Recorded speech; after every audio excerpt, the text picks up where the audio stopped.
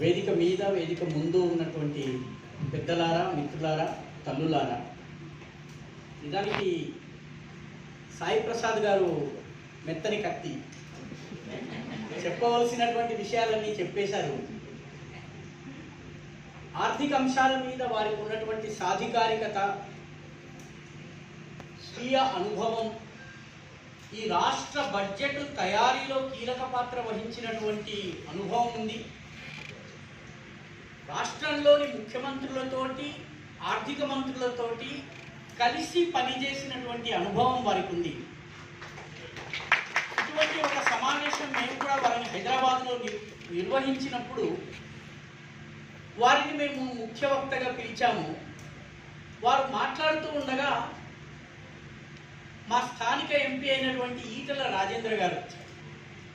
ఈటల రాజేంద్ర గారు వచ్చి ప్రేక్షకులకు నమస్కారం చేయడానికి ముందు సాయి ప్రసాద్ గారిని చూసి ఒక్కసారిగా నిర్గాంతపోయి, సాయి నువ్వు ఇక్కడ ఉన్నావేంటి అని చెప్పి సాయితోటి ఎంత ఆత్మీయంగా మాట్లాడారో, ఆర్థిక ప్రణాళికల తయారీలో వారి పాత్ర ఏ రకంగా ఉందో తరువాత నేను వారిని కలిసినప్పుడు నాకు వివరించాను. కాబట్టి అత్యంత సాధికారికమైనటువంటి, చాలా authoritative account of India's financial position, India's economy, world economic scenario, వీటి మీద వారు మాట్లాడారు. నేను కేవలము రాజకీయ అంశాల మీద, అంతర్జాతీయ రాజకీయ అంశాల మీద మీకు నా కథనాన్ని వీలైనంత వరకు చెప్పడానికి ప్రయత్నం చేస్తాను. మిత్రులారా, అమెరికా చాలా విచిత్రమైనటువంటి దేశం. ఆ దేశంలో చాలా రకాల ఇండెక్సెస్ ఉన్నాయి. అమెరికాలో వైట్ హౌస్కి దగ్గరగా కానీ, లేకపోతే పెంటగన్కి దగ్గరగా కానీ పిజ్జాల అమ్మకం పెరిగిందనుకోండి, ఏదో ఒక దేశానికి మూడినట్టు ఆ దేశం మీద యుద్ధం వస్తున్నట్టు లెక్క. కాబట్టి చాలా కాలం వరకు రష్యన్ కేజీబీ ఏజెంట్లు ఏం చేసేవాళ్ళంటే, పెంటగన్ చుట్టుపక్కల, వైట్ హౌస్ చుట్టుపక్కల ఉన్నటువంటి పిజ్జా దుకాణాల్లో పిజ్జా సేల్స్ మారుతున్నాయా అని చూసేవాళ్ళ. ఎందుకంటే పిజ్జా సేల్స్ పెరిగినాయంటే ఓవర్ టైం పనిచేస్తున్నారు. ఓవర్ టైం పనిచేస్తున్నారంటే అమెరికాలో సైన్యము లేదా గూఢచారి విభాగం ఓవర్ టైం పనిచేస్తుందంటే ఏదో ఒక దేశానికి మూడినట్టు. ప్రస్తుతము పిజ్జా సేల్స్ బాగా పెరిగాయి. అమెరికాలో ఇట్లాంటి చాలా విచిత్రమైనటువంటి ఇండెక్సెస్ ఉన్నాయి. ఒక ఇండెక్స్ పేరు హెమ్లైన్ ఇండెక్స్. అంటే అమ్మాయిలు వేసుకునేటటువంటి స్కర్ట్ యొక్క సైజుని బట్టి అమెరికా ఆర్థిక వ్యవస్థ ఎలా ఉందో చెప్పచ్చు. అంటే ఒకవేళ స్కర్ట్ మినీ స్కర్ట్ గా, మైక్రో మినీ స్కర్ట్ గా మారిందనుకోండి, అమెరికా ఆర్థిక పరిస్థితి చాలా బాగున్నట్టు లెక్క. అమెరికా ఆర్థిక పరిస్థితి బాగాలేకపోతే అది మిడి అవుతుంది, మ్యాక్సీ అవుతుంది, మనం వేసుకునేటటువంటి ఓణి పరిగిణి లాగా తయారవుతుంది. ప్రస్తుతము అమెరికాలో మైక్రో మినీ స్కర్ట్స్ ఏవైతున్నాయో వాటి సంఖ్య తగ్గుతోంది. అంటే అమెరికాలో చింత ప్రారంభమైంది, ఆర్థిక వ్యవస్థ బాగాలేదు అని చెప్పేటటువంటి హెమ్లైన్ ఇండెక్స్ అని ఉంది. అలాగే అమెరికాలో ఆర్థిక పరిస్థితి బాగాలేకపోతే మగవాళ్ళ అండర్వేర్ సేల్స్ తగ్గిపోతాయండి. ఎందుకంటే ఇది అవసరం లేదు, మనకి ఖర్చులు తగ్గించాలంటే అన్నిటికన్నా మొట్టమొదటి తగ్గించే ఖర్చు అధిక పాపం. కాబట్టి ఎప్పుడైతే మెన్ ఇన్నర్వేర్ సేల్స్ తగ్గిపోతాయో అమెరికాలో ఆర్థిక పరిస్థితి బాగాలేదు అని అర్థం. దీన్ని హెమ్లైన్ ఇండెక్స్ అని, మెన్స్ అండర్వేర్ ఇండెక్స్ అని అంటారు. దయచేసి ఇంటర్నెట్లో మీరు కొడితే మీకు దొరుకుతాయి. ప్రస్తుతము మెన్స్ ఇన్నర్వేర్ సేల్స్ అమెరికాలో పడిపోతున్నాయి. చలికాలం రాబోతోంది, అయినా పడిపోతున్నాయి. అమెరికా ఆర్థిక పరిస్థితి ఎలా ఉందన్నది మనం అర్థం చేసుకోవచ్చు. దాన్ని అనేక గణాంకాలతో సాయి గారు చాలా సాధికారికంగా మనకి వివరించారు. గమనించవలసినటువంటి విషయం ఏంటంటే, ఏదో మూడో ప్రపంచ యుద్ధం వస్తుంది, ఏదో యుద్ధం జరగబోతోంది, ఎక్కడో దేశానికి మూడింది అని మనం భావిస్తూ ఉంటాము. కానీ వాస్తవం ఏంటంటే, మనము మాట్లాడుతూ ఉండగా, మన ఈ సమావేశం జరుగుతున్న సమయంలో ప్రపంచంలో దాదాపు 100 యుద్ధాలు జరుగుతున్నాయి. మనలో చాలా మందికి తెలియనటువంటి యుద్ధాలు అనేకం జరుగుతున్నాయి. కొన్ని యుద్ధాలు మనకి తెలుసు. ఉదాహరణకి మిడిల్ ఈస్ట్ లో, నార్త్ ఆఫ్రికాలో యుద్ధాలు జరుగుతున్నాయి. 45 యుద్ధాలు జరుగుతున్నాయి. 45 యుద్ధాలు మనకి హూతీలు యెమెన్లో చేస్తున్నటువంటిది, లేకపోతే గజాలో ఇజ్రాయెల్ చేస్తున్నటువంటిది, ఇరాన్ మీద ఇజ్రాయెల్ దాడి, ఇట్లాంటి కొన్ని తెలుసు. కానీ దాదాపు 45 యుద్ధాలు జరుగుతున్నాయి. ఆఫ్రికాలో 35 యుద్ధాలు జరుగుతున్నాయి. ఎరిట్రియాకి, సోమాలియాకి, ఇథియోపియాకి, ఈ రకంగా మనకి రువాండాకి, ఘానాకి యుద్ధం జరుగుతుంది. ఈ రకంగా 35 జరుగుతున్నాయి. ఏషియాలో 19 యుద్ధాలు జరుగుతున్నాయి, చిన్న పెద్ద. యూరోప్లో 4 యుద్ధాలు మనము మాట్లాడుతున్న సమయంలో ఆర్మేనియాకి, అజర్బైజాన్కి యుద్ధం జరుగుతుంది. సైప్రస్లో టర్కీకి గ్రీస్ యొక్క సేనలు, టర్కీ సేనలు సైప్రస్లో యుద్ధం చేస్తున్నాయి. ఇది బహుశా ప్రపంచంలో ఎక్కడా జరగదు. 2 దేశాలు సైప్రస్లో ఎవడ ఆధిపత్యం ఉండాలన్నది నిర్ధారించుకునేందుకు 3వ దేశంలో యుద్ధం చేస్తున్నాయి. లాటిన్ అమెరికాలో 6 యుద్ధాలు జరుగుతున్నాయి. అంటే 2023తో పోలిస్తే యుద్ధాలు, పోరాటాలు 23% పెరిగినాయి. యుద్ధాల ఇండస్ట్రీ బాగుండకపోతే ప్రపంచ అగ్రరాజ్యం యొక్క ఆయుధాల తయారీ పరిశ్రమ ఏదైతే ఉన్నది సర్వనాశనం అయిపోతుంది. కాబట్టి ఈ యుద్ధాలన్నీ కొనసాగుతాయి. గమనించాల్సినటువంటి 3వ ముఖ్యమైనటువంటి విషయం ఏంటంటే, అమెరికా యొక్క ప్రపంచంలో సామ్రాజ్యవాదం ఏదైతే ఉందో, ఇతర దేశాలని శోషించి వాటిని పూర్తిగా అణచివేసి, వాటిని బానిసత్వంలో, ఆర్థిక బానిసత్వంలో నెట్టేసి వాటిని సర్వనాశనం చేసేటటువంటి ప్రయత్నం ఏదైతుందో దీన్ని సామ్రాజ్యవాదం అంటారు. కలోనియలిజం అంటారు. ఇంపీరియలిజం లేదా కలోనియలిజం. ఈ కలోనియలిజం రూపం మారుతోంది కానీ కలోనియలిజం మారటం లేదు. ఈ సామ్రాజ్యవాదం యొక్క రూపాలు మారుతున్నాయి కానీ సామ్రాజ్యవాదము కొనసాగుతూనే ఉన్నది. ఇది గమనించాల్సినటువంటి విషయం. మీకు ఒక ఉదాహరణ చెప్తాను. అంతకుముందు పోర్చుగీస్ వాళ్ళు, స్పెయిన్ వాళ్ళు, ఇటలీ వాళ్ళు, డచ్ వాళ్ళు, ఇంగ్లీష్ వాళ్ళు, ఫ్రెంచ్ వాళ్ళు ప్రపంచ ఆధిపత్యం కోసం పోరాడారు. ఎవరికి దొరికిన చోట వారి ఆధిపత్యం వచ్చింది. లాటిన్ అమెరికన్ కంట్రీలో మీకు స్పెయిన్, ఆ తర్వాత ఈ లాటిన్ కంట్రీస్ ఏవైతే ఉన్నాయో ఆ ఖండము పేరే లాటిన్ అమెరికాగా మారిపోయేటట్టుగా లాటిన్ వాళ్ళు అక్కడ ఆక్రమించుకున్నారు. డచ్ వాళ్ళు వచ్చారు, ఇండోనేషియా, ఆ తర్వాత వియత్నాం, ఇటువంటి దేశాలను వాళ్ళు ఆక్రమించుకున్నారు. ఫిలిప్పీన్స్ వంటి దేశాన్ని పోర్చుగల్ వాళ్ళు ఆక్రమించుకున్నారు. ఇంగ్లీష్ వాడు మన దగ్గరికి వచ్చాడు. ఫ్రెంచ్ వాడు చాలా నార్త్ ఆఫ్రికన్ దేశాలని ఆక్రమించుకున్నాడు.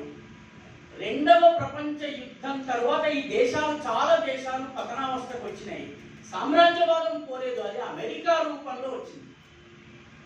కాబట్టి అప్పట్లో అమెరికాకు ఒక విదేశ వ్యవహారాల మంత్రి ఉండేవాడు. ఆయన పేరు జాన్ ఫాస్టర్ డల్లెస్. ఇక్కడ ఉన్నటువంటి పాత తరం వాళ్ళకి ఆయన పేరు తెలుస్తుంది. ఆయన అమెరికన్ సామ్రాజ్యవాదం కొనసాగించడానికి 2 పద్ధతులను అవలంబించారు. ఒకటి, ప్రపంచవ్యాప్తంగా సైనిక ఒప్పందాలు చేసుకున్నారు. ఆ సైనిక ఒప్పందాల్లో భాగంగా కమ్యూనిజాన్ని అణిచివేసే పేరిట పాకిస్తాన్ తోటి వాళ్ళు సహకరించారు.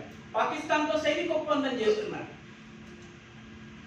పాకిస్తాన్కి భారత్కి యుద్ధం జరిగితే పదే పాకిస్తాన్ 10 సార్లు దెబ్బతిన్నా మళ్ళీ ఎందుకు మనతో యుద్ధం చేస్తుందంటే, దానికి సెంట్కామ్ అంటే సెంట్రల్ కమాండ్ ఏదైతే ఉందో, అమెరికా యొక్క సెంట్రల్ కమాండ్లో దానికి సభ్యత్వం ఉంది కాబట్టి అమెరికన్ ఆయుధాలు దానికి లభిస్తాయి. కాబట్టి కలోనియలిజం అనేది మిలిటరీ అలయన్సెస్ ద్వారా సామ్రాజ్యవాదాన్ని పెంచారు. ప్రపంచంలో 700 దేశాల్లో అమెరికా యొక్క మిలిటరీ స్థావరాలు ఉన్నాయి.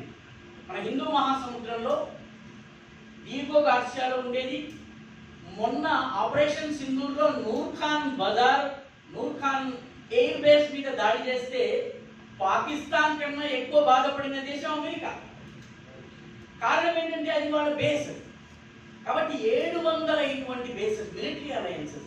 2వది, తన సామ్రాజ్యవాదాన్ని పెంచి పోషించేందుకు, బలోపేతం చేసేందుకు అమెరికా ప్రపంచంలో ఉన్నటువంటి క్రైస్తవ మిషనరీ సంస్థలన్నింటినీ కలిపి world council of churches, WCC, దీనికి ఏర్పాటు చేసింది. ఈ కాబట్టి మన దేశంలో ఏదైతే కార్యకలాపాలు జరుగుతుంటాయో, న్యూక్లియర్ రియాక్టర్ పెట్టగానే కులంలో ఉన్నటువంటి మిషనరీలు ఉద్యమం చేస్తారు. ఎందుకు ఉద్యమం చేస్తున్నారు? వరల్డ్ కౌన్సిల్ ఆఫ్ చర్చెస్ యొక్క ఆదేశాలు. వరల్డ్ కౌన్సిల్ ఆఫ్ చర్చెస్ ని ప్రారంభించింది ఎవరు? John Foster Dulles. ఆయన ఎవరు? అమెరికా యొక్క విదేశ వ్యవహారాల మంత్రి. ఇది మనము రకరకాల సిద్ధాంతాలతో, కొన్నాళ్ళు వీళ్ళు క్లాష్ ఆఫ్ సివిలైజేషన్స్ అని చెప్పారు. నాగరికతల సంఘర్షణ అనే పేరు చెప్పారు. ముస్లిమేతరులకి మధ్య సంఘర్షణ అనివార్యము అని చెప్పారు. అది తప్పని తేలిపోయింది. ఎందుకంటే ముస్లిం దేశాలతో సంఘర్షిస్తున్న ఈ రోజు పాకిస్తాన్ యొక్క అతిపెద్ద శత్రువు భారతదేశం కాదు, ఆఫ్ఘనిస్తాన్. ఇరాన్ యొక్క అతిపెద్ద శత్రువు సౌదీ అరేబియా. కాబట్టి క్లాష్ ఆఫ్ సివిలైజేషన్స్ పేరు మీద శామ్యూల్ హంటింగ్టన్ ఒక రాజకీయ సిద్ధాంతాన్ని తీసుకొచ్చి మన యూనివర్సిటీలో మన చేత చదివిస్తున్నది ఏదైతే అది తప్పని తేలింది. కానీ సామ్రాజ్యవాదం యొక్క రూపం ఈ రోజుకి కొనసాగుతుంది. 1946 నుంచి 2000 సంవత్సరం వరకు ఒక రీసెర్చ్ జరిగింది. ఆ రీసెర్చ్ ప్రకారము 84 దేశాల్లో అధికార మార్పిడి అమెరికా యొక్క ప్రోత్సాహంతో, ప్రోద్బలంతో, అమెరికన్ ఏజెంట్ల సహకారంతో జరిగింది. తాజా ఉదాహరణ మీకు ఇస్తాను. ఆ దేశం పేరు ఈస్ట్ తిమోర్. ఈస్ట్ తిమోర్ దేశం ఇండోనేషియాలో అంతర్భాగంగా ఉండేది. అక్కడ జనాభా మారిపోయింది. ముస్లింల నుంచి క్రైస్తవులుగా మారారు. క్రైస్తవులుగా మారిన తర్వాత అది వేరే దేశంగా మారింది. తిమోర్ లెస్టే అనేటటువంటి దేశం ఏర్పాటైంది. ఇది రెజిమ్ చేంజ్ ఆపరేషన్స్ లో ఒక భాగం. కొన్ని ఉదాహరణలు, మనం ప్రపంచ పటం మారడం లేదని అనుకుంటాము. ప్రతి 20 సంవత్సరాలకి యూరోప్ యొక్క మ్యాప్ మారిపోతుందండి. మనలో ఎవరైనా పొలిటికల్ సైన్స్ చదివేటటువంటి లేకపోతే అట్లాస్ని రెగ్యులర్ గా చూసే అలవాటు ఉన్నవాడు ఉంటే ప్రతి 20-25 సంవత్సరాలకి యూరోప్ మ్యాప్ మారిపోతుంది. ఇది తన యొక్క ఇంటర్నేషనల్ ఇంపీరియల్ ఇంట్రెస్ట్ లో భాగంగా ఈ మార్పులు జరుగుతాయి. కొన్ని ఉదాహరణలు మీకు ఇస్తాను. ఉదాహరణకి కొసావో అనే సర్బియా అనేటటువంటి దేశంలో అల్బానియన్ ముస్లిం ప్రజలు ఎక్కువగా ఉన్నటువంటి భాగం వేరే దేశం అయిపోయింది 2008లో. క్రొయేషియా 1991లో ఏర్పాటైంది. 1991కి ముందు క్రొయేషియా లేదు. మాంటెనెగ్రో 2006లో ఏర్పాటైంది. ఇది యూరోపియన్ దేశం. స్లోవేనియా 1991లో, సర్బియా 2003లో, బోస్నియా 1992లో, 1991లో ఒక దేశం ఆవిర్భవించింది. 2002లో 2023లో దేశం ప్రపంచ పటం నుంచి అంతరించింది. మీకు ఎవరికైనా ఆ దేశం పేరు తెలిసిందంటే ఆ దేశం పేరు నొగార్నో కారబాఖ్. ఈ నొగార్నో కారబాఖ్ అనేది అజర్బైజాన్ అనే ముస్లిం దేశంలో ఉన్నటువంటి ఆర్మీనియన్ ఎంక్లేవ్. ఆర్మీనియన్ జనాభా ఎక్కువగా ఉంది. వాళ్ళు 1991లో స్వాతంత్రాన్ని ప్రకటించుకున్నారు. కొన్ని దేశాలు గుర్తించాయి, ఆర్మీనియా గుర్తించింది. కానీ దానికోసం యుద్ధం జరిగింది. 2023లో అజర్బైజాన్ యుద్ధంలో గెలుచుకున్న తర్వాత ప్రపంచ పటం నుంచి ఆ దేశాన్ని తొలగించింది. ఆ దేశంలో ఉన్నటువంటి ఆర్మీనియన్ ప్రజలందరూ కూడా ఆర్మీనియాకి పారిపోయారు. దాదాపు 1,50,000 జనాభా. వాళ్ళకి ఒకే ఎస్కేప్ రూట్ ఇస్తే కేవలం ఒకళ్ళ తర్వాత ఒకళ్ళు నడుచుకుంటూ వెళ్ళి ఒక సింగిల్ ఫైల్లో నడుచుకుంటూ వెళ్ళి వాళ్ళు ఆర్మీనియాకి వెళ్ళిపోయారు 2023లో. ఈ రకంగా మనం చూసినట్టయితే సౌత్ సుడాన్ 2005లో ప్రారంభమైంది. క్రైస్తవ దేశం. సుడాన్లోని దక్షిణ భాగంలో క్రిస్టియానిటీ పెరిగింది. అది వేరే దేశంగా మారింది.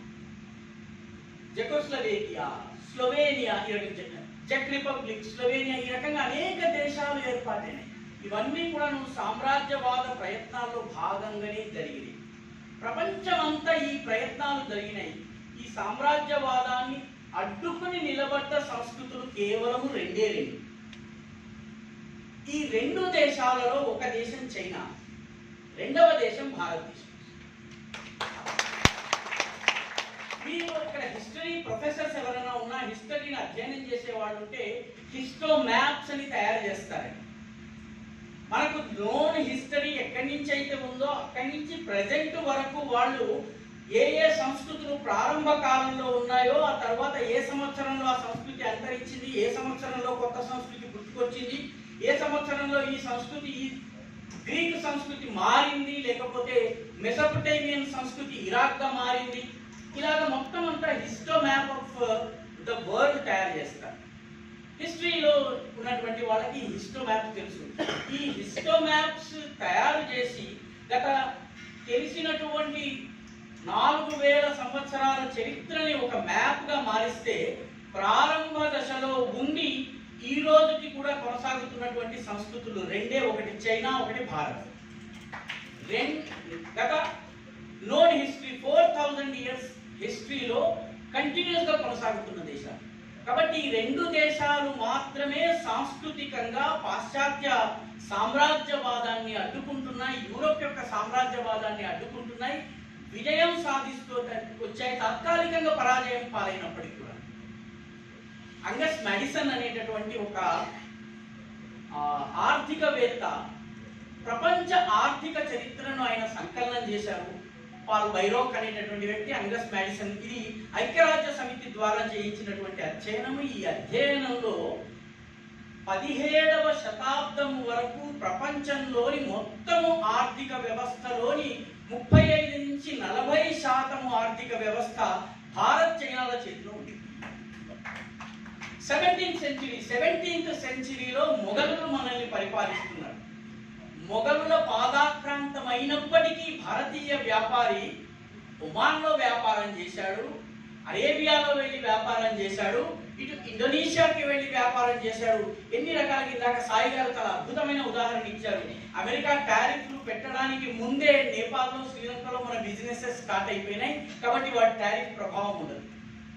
మన దేశంలో ఈ రోజుకి కూడా ఒరిస్సాలో ఒక పండగ చేస్తారండి. ఆ పండగ సరిగ్గా వర్షాకాలం, వర్ష ఋతువు, మాన్సూన్ స్టార్ట్ కావడానికి ముందు ఆ పండగ చేస్తారు. ఆ పండగ నాడు ఏం చేస్తారంటే అన్ని ఒరిస్సాలో ఉన్నటువంటి అన్ని సరస్సుల్లో పడవల్ని చేసి వదిలేస్తారు.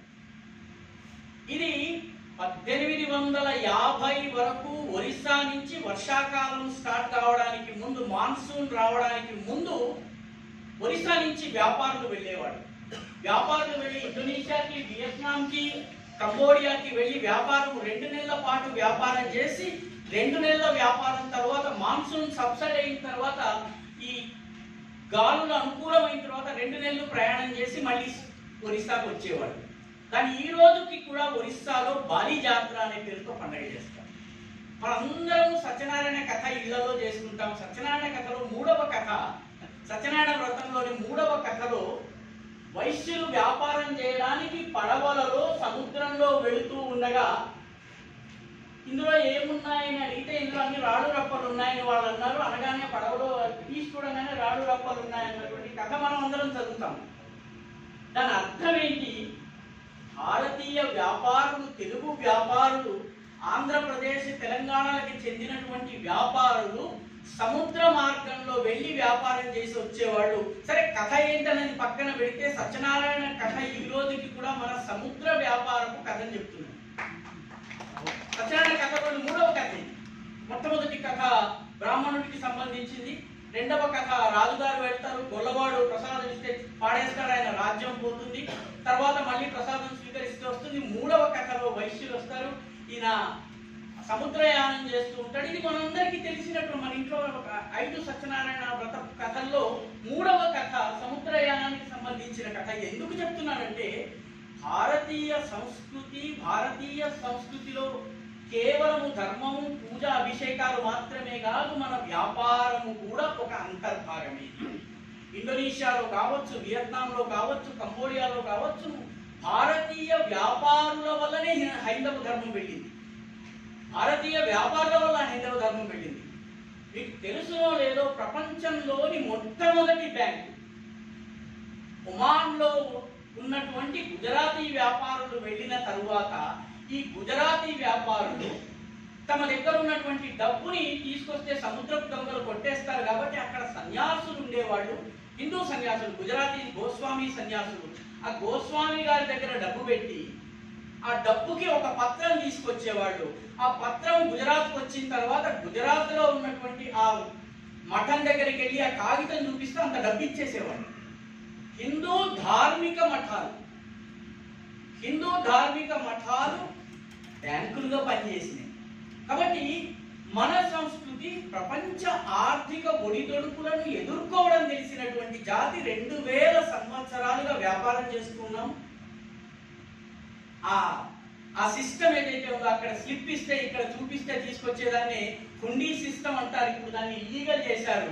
మన తెలంగాణలో దాన్ని చాలా కాలం గిరిగిరి అనే పేరుతోటి, వరంగల్లో, కరీంనగర్లో గల్ఫ్ నుంచి వచ్చిన వాళ్ళు గిరిగిరి అని చెప్పి అక్కడ నుంచి కాగితం తీసుకొచ్చి ఇక్కడ నోట్లు తీసుకునేవాళ్ళు.